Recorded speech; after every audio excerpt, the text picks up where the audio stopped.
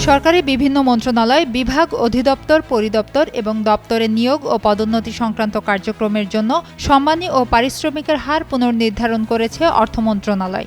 বৃহস্পতিবার অর্থ বিভাগের জারি করা পরিপত্রে বলা হয়েছে, নতুন এই আদেশ কার্যকরের ফলে অর্থ বিভাগের ২০ অক্টোবর ২০১৫ তারিখের এ সংক্রান্ত পূর্ববর্তী স্মারকটি বাতিল বলে গণ্য হবে। ইতোমধ্যেই সরকারের সব প্রধান কার্যালয় ও দপ্তরে অবগতির জন্য পাঠানো হয়েছে।